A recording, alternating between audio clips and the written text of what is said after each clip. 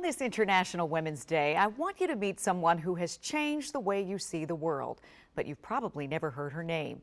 Adrienne Arsht has spent decades working to build a more resilient society, one donation at a time. And at 81, Adrienne is not slowing down. You just put one foot in front of the other.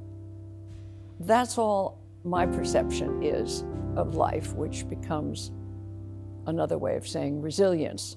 For Adrienne Arsht, the ability to keep going has powered her quest for answers for at least 40 years.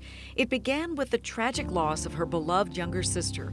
Allison was a linguist who was arrested by the KGB during the Cold War.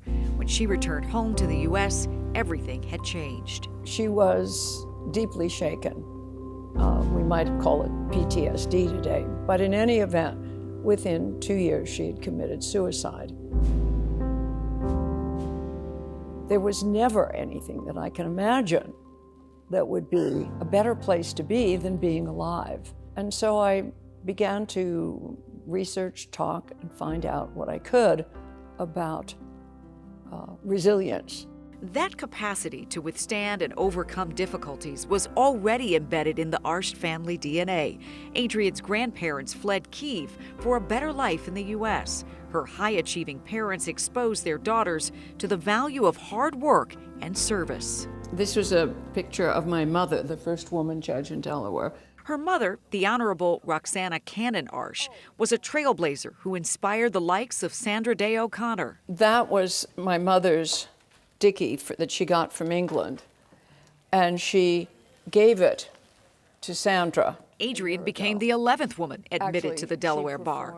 Her career took her to the legal department of TWA in New York, then to a law firm here in D.C. She founded a title company and then ventured south to run her family-owned Total Bank in Magic City.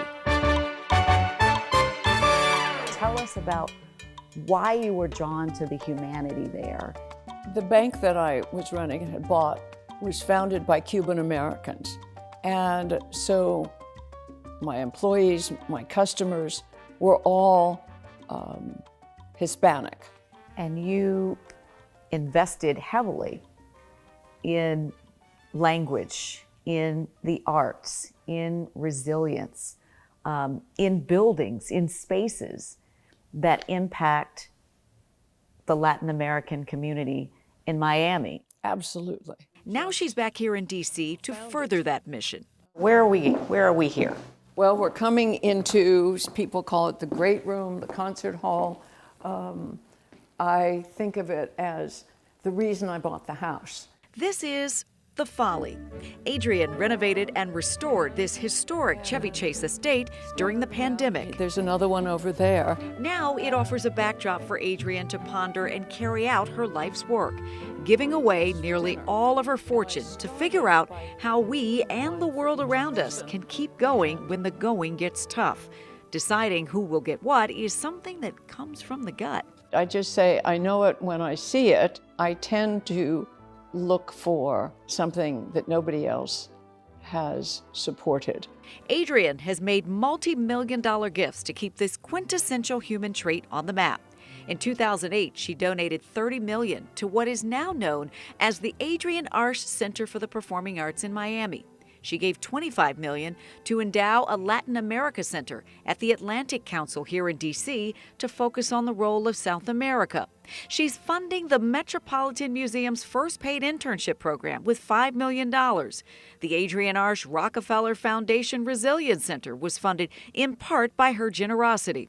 And more recently, Adrienne donated $10 million to launch the Adrienne Arsht Community-Based Resilience Solutions Initiative here at the Smithsonian Institution to research tropical resilience and educate us about the role it plays in shaping the world around us. I think about how you touch so many parts of the human experience that most people may not even know. And so I wonder, do you know who you are? And I would say, I frequently say, I don't get it. I'm just me. I don't know who I am. I just put one foot in front of the other. In a pair of 6-inch heels, Adrienne does know at least one thing about who she is, especially as a woman who has carved out success in spaces where she was almost always the only woman in the room. Perhaps you get a sense when you observe what she collects around her stately surroundings. There's one there in particular that the you really badass. like. Oh, yes, that is my nickname. What does that mean? Gutsy, courageous, standing up for what you believe.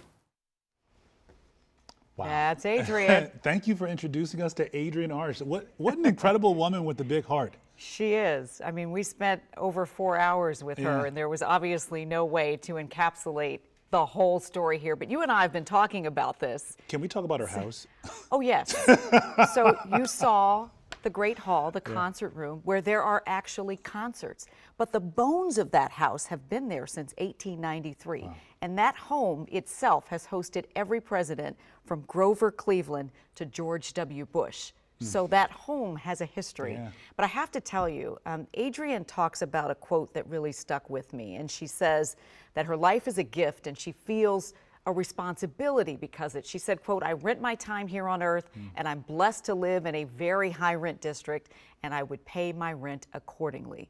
She's also funding resources around education and health care to benefit immigrant families and heat officers around the globe to tackle the changing climate. And we just learned yesterday that she is funding what's called the Arsht Rock Global Ambassador for Heat, Health, and Gender. And that person will be none other than Secretary Hillary Rodham Clinton. So the giving does not end for her. The giving does not end. This is her life's mission. This is her life's work. And so much of what we learn about how we keep going, regardless of what's happening in our lives, especially when it comes to climate and all these other things, we can point to Adrienne Arsht as part of the reason why. A lesson for all of us today. So now we know. Yeah, we do.